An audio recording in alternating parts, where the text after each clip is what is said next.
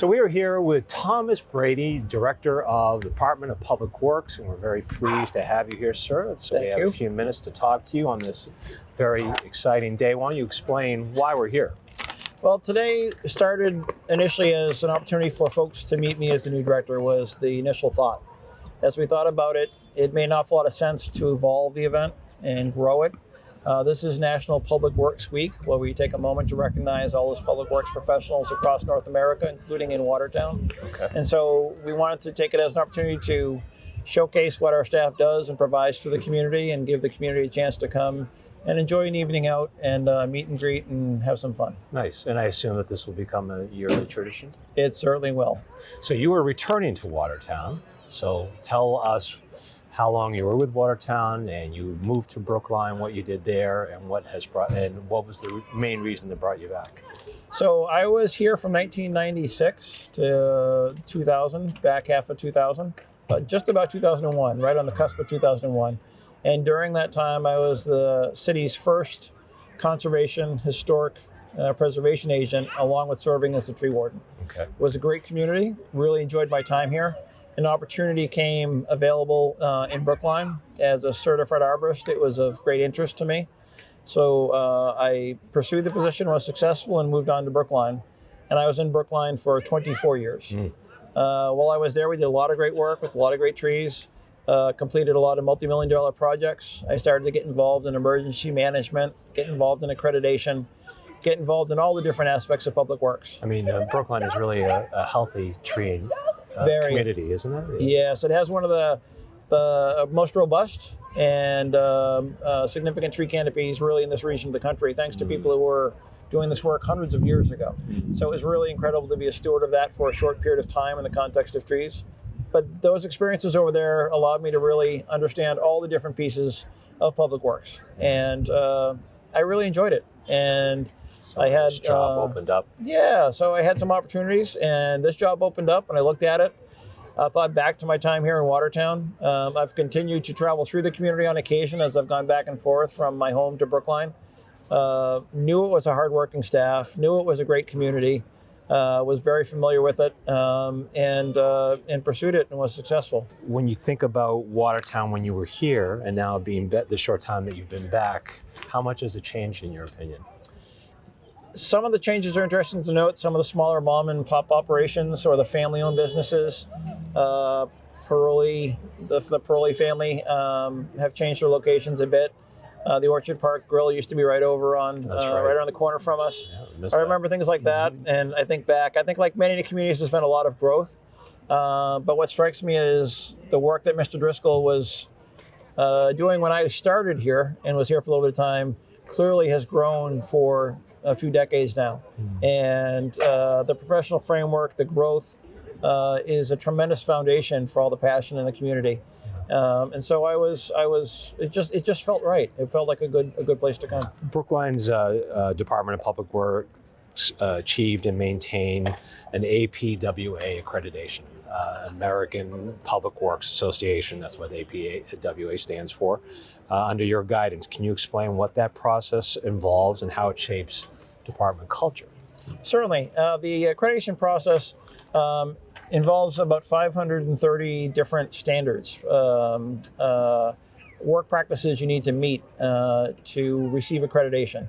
And they cover topics ranging everything from human resources, finances, street pavement, street management, waterworks, sewer work. Some DPWs maintain airports, transits, and it's broken down into all different categories. National standards, or are they? They are standards across the United States and North America. Okay. So Brookline decided to pursue this many years ago, and I was tasked to be the first accreditation manager. Okay. So we worked with the team. It took a few years. And this is while you were still tree warden? Still tree warden. Okay. And we worked towards accreditation status, and we became the first accredited agency in New England. There's only currently 3 in the Commonwealth. It's a very tough standard to achieve. As we went through that process, have other communities tried to achieve it and failed at it? They try at it, but it's a very detailed process that takes some time and it takes commitment. The overarching program of the accreditation program is continual success, continual improvement. You never stop trying to improve. As part of that process, I became an evaluator, which is someone who goes out and inspects agencies on behalf of the American Public Works Association. Time advanced, and I became what they call a team leader, so I now lead these visits across the country to go inspect other agencies. Wow. And how long is that typical visit? 3 to 4 days, typically. So I've done 17 different trips across the country in person. Everything from county forms of government. I did one of the largest DPWs with several thousand employees, and I did the smallest with 7 employees. Yeah. And the how many accreditation of those program. trips have ended up in pass? Thankfully, all of them. All of them. That's all great. of them. It allows, because of the breadth of the agencies that I've dealt with and the different scales, I'm always able to take something back with me back home and apply it where I work.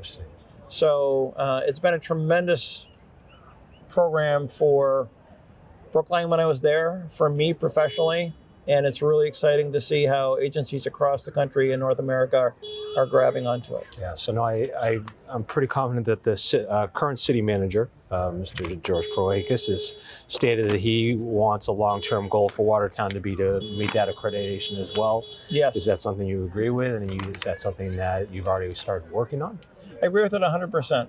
And we started working on that from day one. Really what accreditation asks you to do is to make sure you meet the industry standard and then document that.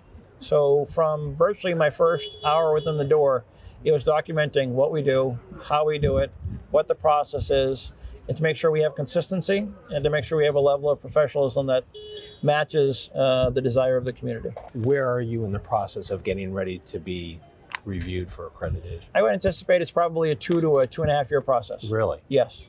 So you need to look at every aspect of your operation. You need to document every aspect of your operation. You need to make sure you're meeting those industry standards. And you need to do all this while at the same time you're maintaining services to the community that you serve. Wow. You're taking over a department with 60 staff members and a $35 million operating budget. What are your top priorities with all of that in the first 6 to 12 months on the job? My biggest priority probably in the 6 to 12 months, frankly, is communication. Where I worked for 24 years, what I see across the country that I do is that sometimes we're so busy trying to service the needs of the community, that communication aspect is not quite as robust as it should be. So my goal is to communicate with folks through a variety of forums, including what we're doing today, in terms of sharing what we do and how we do it, and asking for their input in terms of what the community wants, what they need, and how we can best serve them. If we can have good lines of communication inside our department, inside the governmental organization that we operate within, and inside the community, it's going to be a better end result for everyone. Let's talk about capital improvements and infrastructure for a second. Watertown's capital improvement program includes a $70 million investment in streets, sidewalks, complete streets planning. What will your role be in shaping and overseeing those projects? My intent is to do things in a thoughtful, scientific, data-based procedure and effort. That means looking at our pavement condition indexes combined with traffic volumes, combined with density, combine that with infrastructure that might be underneath those roadways that we need to address before we put a final treatment in place on the roadway itself. And that involves a team approach, and I've seen good information in hand already, and we're establishing good contractual relationships with vendors across the board to make sure that we're planning going forward in a good and thoughtful manner. What strategies or best practices do you think Watertown can adopt to ensure infrastructure projects are efficient, sustainable, and community focused? It's kind of, you've already answered that, but yes. Is there anything else that you want to add to that? I think it's a comprehensive look, is the bottom line. Yeah. We can't just look at pavement, we can't just look at curbs, or we can't just look at water or sewer infrastructure. And there's, of course, a lot of infrastructure underground that we don't own, Right. Like gas lines and underground Eversource lines and other such things. So it's important to... And their schedules are taxed also. Their schedules are taxed, and it can be frustrating to have to say we need to pause and make sure that we're doing this correctly. But really, that's the most important thing. It goes back to what we talked about a moment ago. Nothing's getting less expensive. Right. Things are getting more expensive. And tax dollars and tax revenue doesn't just come from some unknown source.